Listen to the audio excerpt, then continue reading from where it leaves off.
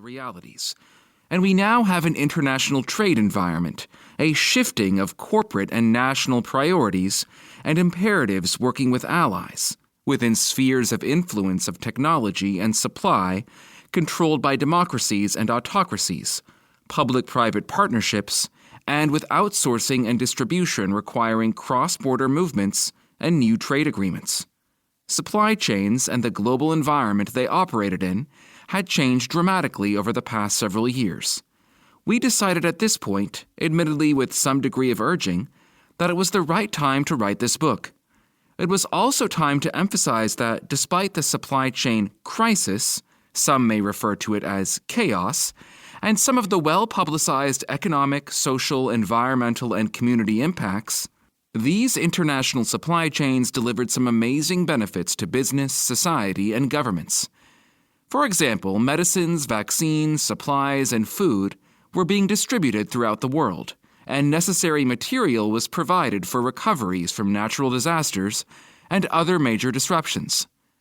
Our intention was to write a book that adopts a systems-thinking approach to the end-to-end supply chain and addresses several audiences: corporate executives, supply chain leaders across industries, public policy officials, people interested in the issues of global trade and supply chains, and academics. Over the past 20-plus years, we have often seen a focus on silos and sub-optimization priorities in industry and academia, eroding the paradigm of the end-to-end supply chain and long-term business results that we championed in our first book. We have decided to bring the message back by addressing the question, what are supply chains really? Focusing on the new environment in which they have to operate and the key issues that need to be addressed, rather than on prescriptive details of how to manage specific segments of the supply chain. We provide the new supply chain basics and the breakthrough thinking necessary to develop new high-performing and resilient supply chains. In other words, we have adopted the Socratic method that is best expressed by the philosopher himself. I cannot teach anybody anything. I can only make them think. We believe that this breakthrough thinking within the context of the changing environment is a critical and very useful aspect of this book. Each chapter provides innovative and leading practices, suggestions, and principles that contribute to doing the right things and doing them the right way for the right reasons, in a practical and implementable manner.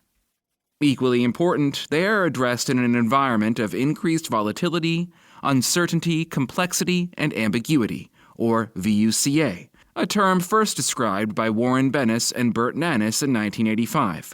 And later used by the U.S. Army War College early in the 1990s. The four co-authors are truly global in terms of location and experience. Hence, the challenge of writing this book cannot be underestimated in terms of integrating different perspectives. Although we have each spent over 35 years creating, planning, designing, managing, and improving supply chains, while also teaching and conducting research on a global and national basis, we do not claim to know it all. Our continuing and collective experience, however, has resulted in lessons learned across all industries and all types of private and public organizations.